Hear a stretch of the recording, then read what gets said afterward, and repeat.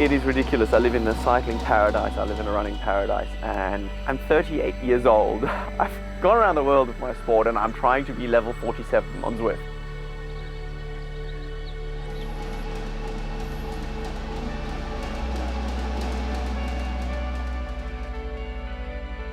There were a few parts to my first encounter on Zwift, which was a serious road rage incident, which was not the funny part, but it's what made me decide to be indoors. And let's be honest, pre-Zwift, riding indoors was just a pain. It was just something you had to do if it was raining, and you'd sort of cut it short by half every time. And then I found out that I was already on Zwift. I'd never heard about Zwift, and strangely enough, there was somebody there riding in my name. I don't actually know if they were fast. I should have checked that out. I'm not a big fan of sharing data. I don't like it. Really? No. I think it's it's just like, everybody does it, and I feel like if I go to a lawyer and I ask him to solve something for me, I don't want to know what books he's reading, I just want to know that he solves the case. And the same I feel with an athlete. Like I feel there's merit to doing something without showing everything, but everybody wants to see all the data all the time. Do you miss your dog when you're away? Very much, very much. Yeah. We read a book just before we had the first kid, and in the book it said, you may not believe this right now, but at one stage you will love your child more than you love your dog. And I was like, what are you talking about? Alright, Sebastian Hina, where are you?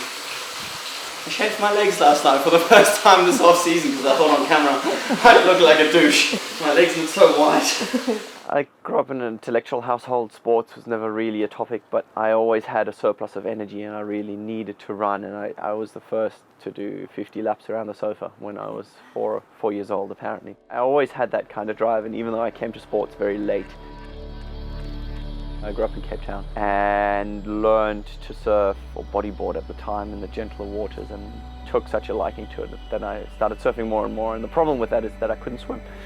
And so my mum was very eager to get me to swim classes fast, and that's exactly what happened. I went to swim classes and really found that competitive edge so quickly, and could live out all my competitiveness all the time, every single day in every single rep, that I loved it. And I was swimming within 6 months. I think I was swimming 10 times a week, and then eventually going to a swim squad that was led by a former competitive swimmer, old school Hungarian hard ass, and he formed me as an athlete and as a person. When I was younger, I was a terrible competitor, because if I lost or was close to losing, I would simply lose everything, lose my shit completely. I would throw the board if it was a board game. It was apparently not fun to be with. I've reduced my competitiveness to being on the course, just triathlon related. I'm actually quite happy to lose against my kids. I don't tackle my son before the goal. Dog sitting, babysitting. I was on breakfast duty this morning. It's cool, I like it. It's not the youngest anymore, so your kids have given you a new perspective on life. The most beautiful hobby in the world. The most beautiful secondary thing in the world. Whereas I used to think sport and everything around it, and me in sport, is the pinnacle of life. You learn to take yourself not quite that important, which is good. Also, to actually grow as an athlete. Almost 20 years of this, and that's 17 years as a pro. I think my motivation has come down to finding the limit, to finding what's possible, to looking where I can improve. I think happiness is closely correlated to improving. It always makes me feel like a little kid again, because there's so many people on here riding so much better than I am, and I see fellow athletes on here just having ridiculous average speeds, and you can work out career average speeds too. Quite frankly, it's such a mind fuck, because you're just working out, it's like this guy has done like 40k an hour over 20,000 kilometers or something like that, and here I am just trying to get by, doing my thing. So Nick moved to Girona within a week of me, and we met at the pool and started swimming, and have been training together for 5 years now, which is a ridiculously long partnership in terms of like sports, endurance, together training. Like, I can't handle pretty much anyone else for more than 3 days. At first he didn't have a trainer, so he came up to my house and we were sitting there in our little pain cave together. My pain cave used to be all of 8 square meters, so it was a very saunery experience, not really the best thing. He's probably not quite as addicted as I am, therefore our training outside has suffered a little bit. I think he mentioned to me the other day that he rode 16 days consecutively on Zwift, and I was jaw-dropped. I hadn't seen him for so long, we didn't ride together, and that's the reason. He was just in the zone in his pain cave, and 16 days.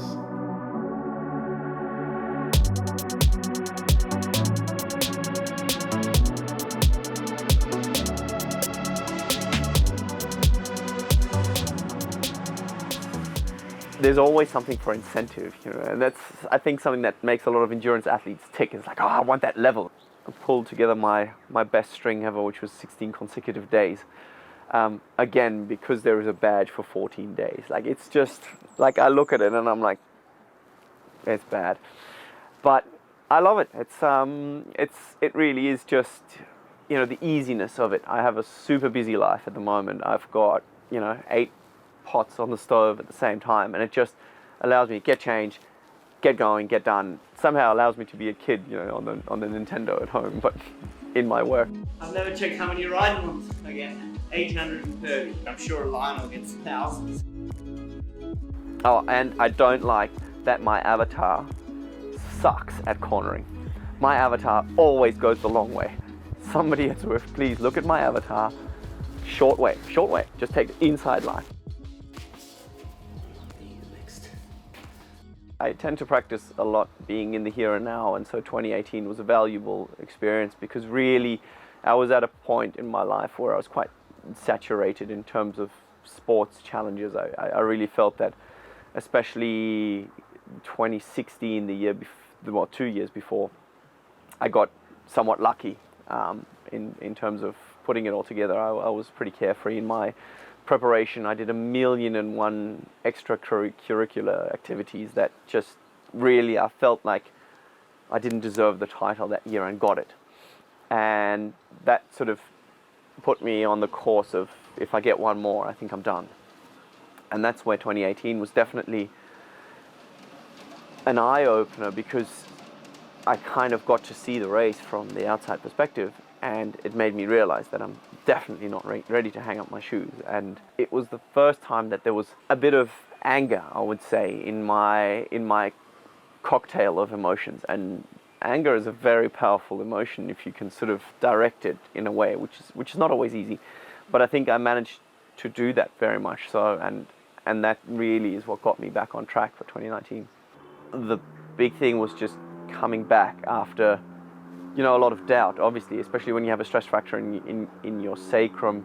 You don't really know if your body holds up. It's a major injury, and whether that hip will then hold up to carry you another 4,500 kilometers through a season of running is a question that's, you know, will only be answered on the day. I used Zwift until probably like 10 days out before Kona, and yeah, I realized that putting a kicker into the sunlight in Maui and turning off the fan and Zwifting for 3 hours is a very effective way to get heat acclimatized. It's also a very effective way of frying yourself.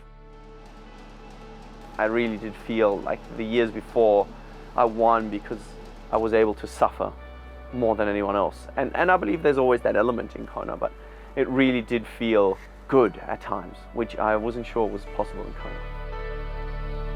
Content is a hard and a difficult place to be in. I think content is very much, it's a dangerous place to be, because being content means that you stop looking for the edge.